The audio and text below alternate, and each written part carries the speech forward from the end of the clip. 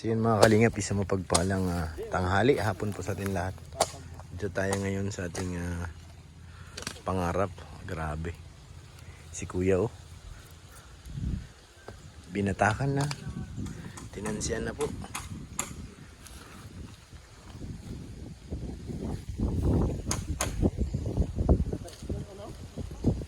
Ay, ano magiging yung ano dyan? Diretso na yan, open? Oo, yan. Siya na yan, ano mo, parking yan. Ang haba! Ay, open talaga yan. Tagal dyan dito, sa likod. Ang haba pala ng ano, garahe. Parang truck lang ilalagay ko dyan ay. Sikmaya. Ang haba ng parking pala natin, diretso.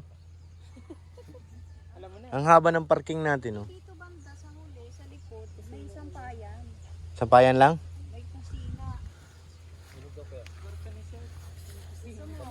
Ano siya, ano? Hulog. Hulog anta. Talagang hanggang gano'n lang yung kusina mo. Kasi planado na yung bigyan.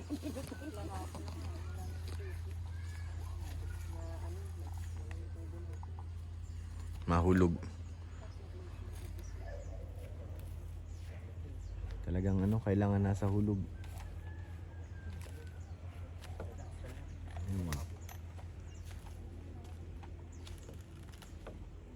Sa kabila, meron na oh. Ganda.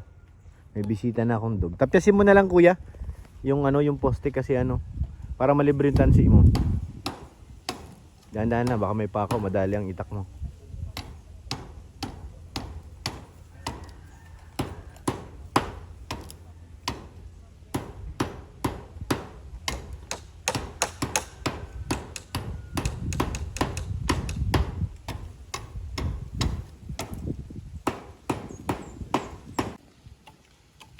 Busy na sila, busy. Nakuha na rin ang sukat dito kasi ano, wala sa eskwela. Doon na ano, napasok. Wala nang problema doon kasi atin din yung kabilang lote. Dito kaya ano, okay lang.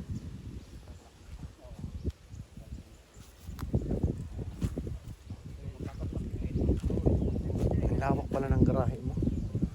Haba, pwede ka magawa ng tapayan dito. Sampayan na yung Ayan na nga, isa diretso nga yun. Oh. dapat lang may tubo nga dito. Sa likod. Ganoon ka na rin magawa ng dirty kitchen. Saan mo talaga magiging kusina? Dito.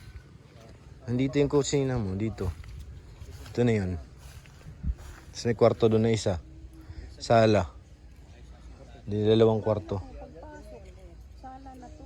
Sala, bagay ang pagpasok mo doon. Sa ano na yung sala? Sana yan, anuhan mo na lang to.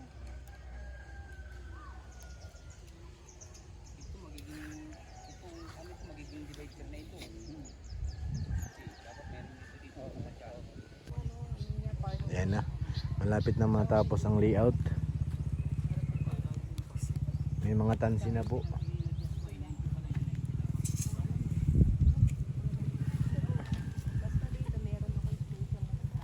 So yun mga kalingap, kompleto na po ang ating layout sa ating munting kubo. Medyo nahirapan si Supermac i-compute yung ating ano, gustong design. Pero okay na. Nakuha rin lahat. Ayun na, may mga batak-batak na ng tansi. Para makita na natin.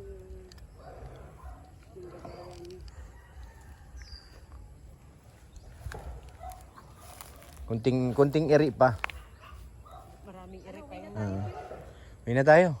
Uwi na po, may nararamdaman si Sir Ron. May tumatawag sa akin, hindi ka masagot eh.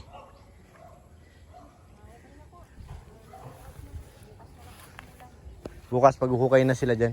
Regular day. Sa mga poste. Tsaka darating na yung bakal. Naka-order na sa Supermac. Ito na po ang update ng ating ano. Meron na tayong pamposte. Tupi na lang to. Tapos yan na, may laman na yung ating butas. Yung bukas po magbubuhos na yan. Ayun. Tapos dito. Wow, galing ah.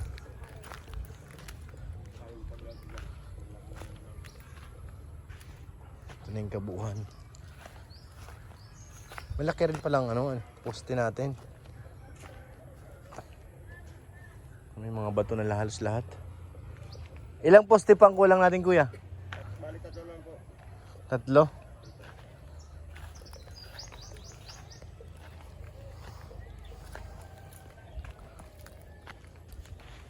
One, two, three, 4, 5, 6, 7. 8 poste po ito. Dito yung isa tatamaan. Kaya mahuhuli yung isa. Dito siya sa pulsaan, kubo. Oo, poste muna. Lalagyan nila ng ano. Pag nabuhusan sa kanin, tatasasan para sa asintada. Para malinis. Sabi ko kung bakit ano yung mabango. Yung laman pala ng aming container. Napakabango. Bulaga. Ang bango eh. Margarina yan. Margarina? Ano margarina?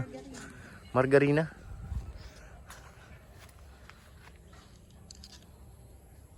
Ganda na ah.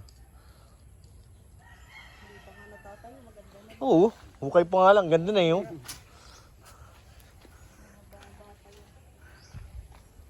Ano kuya, may gawa ka rin? Mayroon pa. Pinuntahan ko siya kaninang umaga eh. Kala ko walang gawa eh. Paano ito? Ibebent pa to? Para ano? Lumapat sa ano? Anong sabi ni kuya? Wala nang ano? Lalagyan pa po yan. Ah, magawa ka pa rin. Pinakapaan niya. Parilya.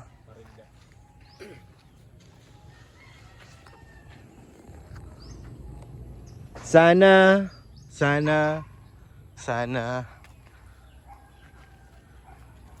Pero bukas pwede nang ano yun yan. Mapasok kaya yun yung maso natin? At siya lang mapunta dito bukas ay. Bukas magbubusan po yan. Para makita natin nakatayo na. Ganda na oh. Malapit na makita ang katotohanan. Kunting eri. Katotohanan. Ito yung ating bahay. Dito si Kuya natutulog. Ito yung bahay kubo. Yung drum pala, hindi niya nakuha. Yung inihiram natin drum sa church. Di pa po. Nakalimutan daw niya. Saka yung pala nga po, di pa nakuha niya. Mahiram natin yun para may imbakan tayo ng tubig dyan eh. Mahina, ano rin ang puso? Hina ng daloy. Para sana po pag mamay kung meron sanang nahiram, gabi, mabubumba. Oo, bumbahan. Para pagkabukas na maga, meron na. May tubig na. Bumili tayong drum. Hindi maraming drum dyan, yung green. Yung drum na gano'n kagaya sa atin, oh. Madaling mabasag yun. Yung... Hindi.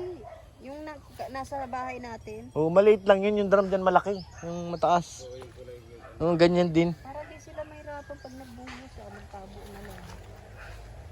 Sino bang, alas 5 na eh. Dapat kung alas 4, nandiyan yan sila nag-practice eh. Hiram sana kami doon ng ano, drum. Kaya ano yun? Kalinga Prab. Alam ko nasa nandiyan lang yung sa likod kaso sarado. Sarado yung church. Kasi pag nagbuhos. Ano kuya, pag gabi, malamig dito? Mahamugpat. Wala pa yung ano eh. Wala pa yung kuryente. Nag-chat sa akin pero wala pa naman. Ito pa yung kuryente natin, hindi pa nakakabit. Yung kalatig na yung service wire. Yung ano na lang ang kulang. Kontador. Sabi niya 2 weeks. Magto 2 weeks na ngayong Sabado ah. Agal. Tagal baga.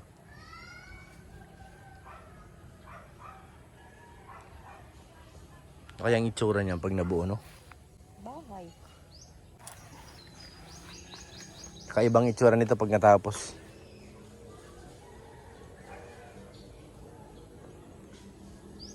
Ano pa ba yan? Papaduguan pa natin yung ano? Ay, ganun bang uso dito? Yung poste? Depende rin sa mayari kung gusto. Kasi may nagsabi sa akin, pangit daw. Yung alam ko kasi talaga, pinapaduguan yan. Pag nag... Oo. Kahit yata yung broiler, pwede na. Pwede na yun, basta may dugo. Meron hindi. Ang alam ko, sigurado dito barya. Yan. Poste, tapos flooring. Lagyan natin ng barya. Oo. Alam mo yung barya mo. Wala pa naman buhos eh, pag nagbuhos na.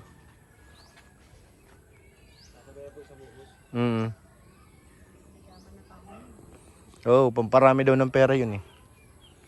Wala na tayong poste dito sa gitna kuya, no? Wala na. Kasi wala naman tayong, second floor eh. Gilid lang. Uy, yung sili oh, buhay pa rin.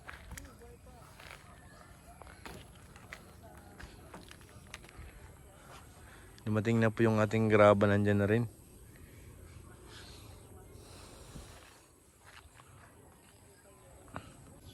Ang ano niyan, kasi yan, dapat nasa hulog yung mga poste niya. Yung kailangan yan bukas si ano, si Tanod. Di ba barangay Tanod yun si Kuya? Bukas po mga kalingap, magtatayo na sila ng poste. Kikita ko na yung aking ano, ubo. Gaano kakapal ang ano nito? Ang buhos? Basta matabo na lang po pa rin lang. Yung parilya. Tapos mahukay naman para sa hollow blocks. Yung dito banda, ang usapan kasi namin ni ano nung una ni Supermac, 2 CR, pero katanggalin ko isa na lang para lumuwag-luwag siya dito. Isang CR na lang dito. Open na, hindi na sa loob ng kwarto. Sa labas na ang pinto. Baka dito siguro sa garahe maglagay ng isa. Sa labas naman.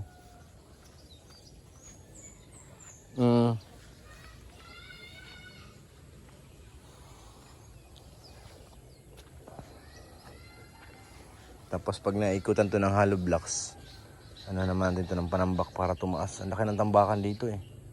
Banda sa likod. So, yung ating garahe dun mahaba.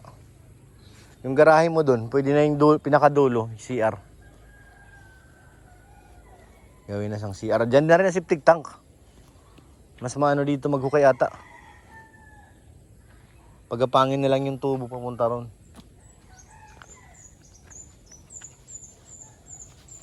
Yung iba kasi malapit. Ayaw ko nung nasa loob ng bahay yung ano eh. Septic tank kasi yan sa labas. Hindi, isa kabahayan mismo baga. Yung iba kasi nandito sa harap. Pangit doon lang. Gusto niya dito dapat 2. Sabi ko parang ang pangit naman. Hindi, isa lang at gagawa ko ng ano ko dyan. Pinalipat niya yung isang CR. At sabi ko, laki-lakihan nila ng konti. Nahihirapan ako pag masikip eh. Parang ano, nalulunod ako sa loob ng CR. Gusto ko nang lumabas ka agad. Masikip. Kailangan maluwag-luwag ng konti. Tapos gagawa ko dyan ng ano, yung para sa akin pagla-live. Meron akong sarili. Bubuo ka pa ng home theater. Di na. Doon yun sa kubo. Home theater namin, bilyaran. Kahit yung maliit na bilyaran, pwede dyan, Sek. Yung junior.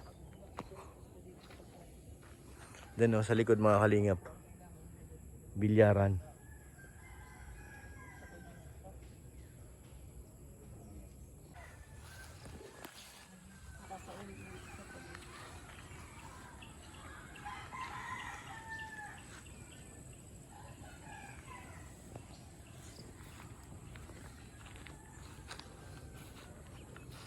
So yun mga kalingap, nakita nyo na.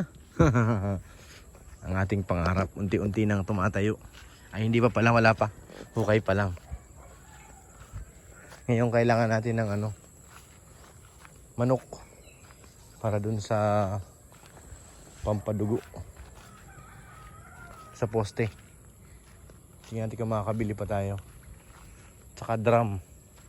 Nandito yung mga drum kay Kalingap Rob, nasa taas eh.